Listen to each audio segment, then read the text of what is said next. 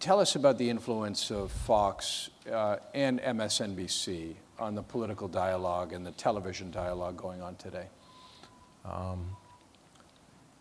Stop in, go down. When I come, I once had a job at Gerard's. Anyone know where Gerard's is in Adams Corner? I was a short order cook there. I quit, didn't go that well. The Erie Pub's right across the street. You go into these places where, Fox News is on now. In most of these places. When you pop in, you see what's on the TV. So you don't underestimate it. John King Citizen is troubled by the fact that there are entities that call themselves news networks that in prime time are just purely partisan programming. However, I have friends who work at them. I watch some of it. Some of it's actually informative and entertaining. But I hope nobody in this room thinks that that's news reporting. And I think I trust 99.9%. If you came in from Planet Claire and watched it and thought, well, that's the news, after a couple of days, you'd figure it out. Yeah. But my take on this one, you'll find people who say it's horrible. I do think one of the reasons we have the problems we have now in our politics is that people can just stay at choir practice for your entire life. If you're a liberal, you can just log on to the Huffington Post and watch MSNBC and just stay there. And if you're a conservative, you can go through Matt Drudge and Fox News and never leave your comfort zone. So that troubles me in the sense that it contributes to the polarization. But 2 points. Number one is you and I live or die by the First Amendment. The minute we try to take it away from somebody else, we lose our standing. And so they have every right to it. Whether I agree or disagree with what they're doing, that's the gift of why we're here. And so they have every right to do what they're doing. And as a business model, it works. So anyone can take that as, here's the CNN guy complaining about Fox and MSNBC, because in Fox's case, definitely, and in some cases, MSNBC is beating us in the ratings.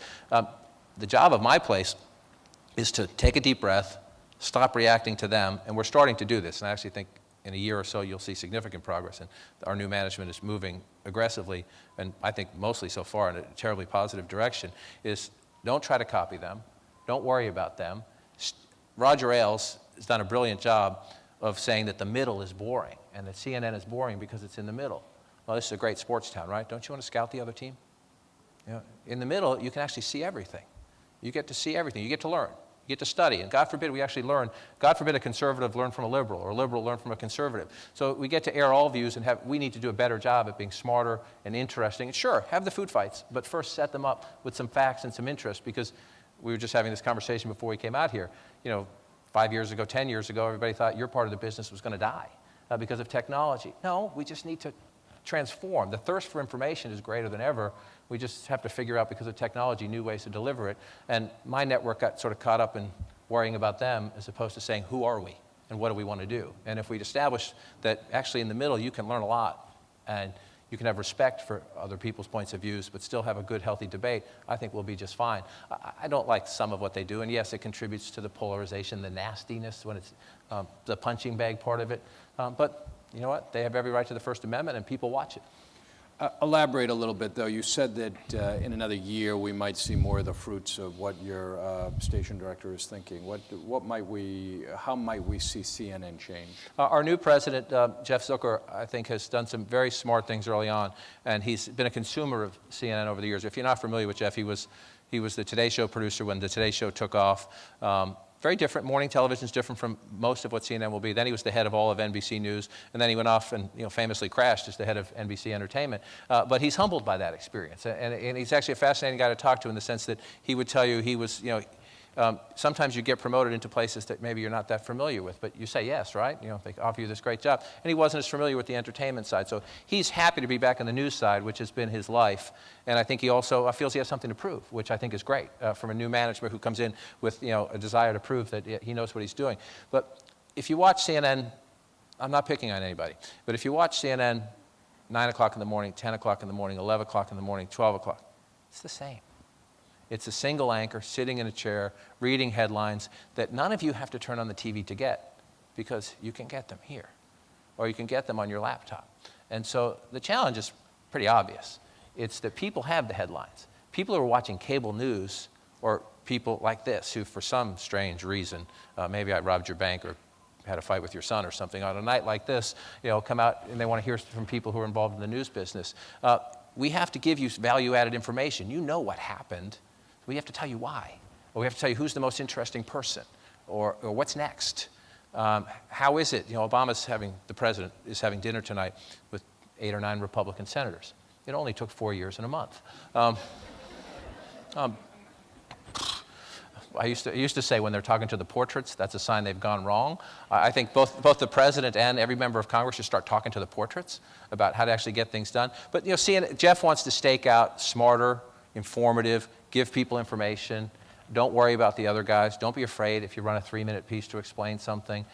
And to bring a more diversity of programming. Do some science and technology programming, do some health programming, but also put an emphasis on smarter politics. And if you need 5 minutes to explain something, don't worry about it. It always amazes me how in a crisis or a massive news event, people flock to CNN. I mean, that is when you are at your absolute best. And that's for good reason. People go there for the real news. They do, and so you realize who are you, and you want to defend that brand. And CNN, I believe, is the best brand in broadcast news. CNN.com is the best by far in terms of visitation, the best brand in digital news. Now, the pressure and the competition is growing by the minute, and so you can't get lazy. And that was what happened. CNN was first, right? It was the only one, and like the American auto industry, like Xerox back in the 80s, we got lazy. I mean, it's not, you don't need a rocket scientist to figure out what happened. We got lazy, we kept doing things the same way we were doing them, we got repetitive, and then we got reactive. When all of a sudden Fox started to take off, we got reactive and we didn't think, it doesn't matter what they're doing. If you look at the ratings, the people who watch what you could broadly define as information and news programming, and you could put the Discovery Channel in there or the History Channel in there. The History Channel is actually a great lesson to people who work where I work, in the sense that for a cable audience, we're talking about a couple 100,000 people to have a successful cable program. These documentaries about whether it's John Adams or whether it's about John Kennedy or whether it's about the history of the White House, even about the buildings, they get good. There are people who want to watch that stuff. They care about the history. It's context. It's little color. It's little texture. And so when that's happening, why don't we on the news side say, well, we can do that actually about today too. It's not going to be as well produced. You're not going to have a year or two to work on it, but we should remember that we're in the curiosity business, and the people watching us are curious too. So let's feed their curiosity.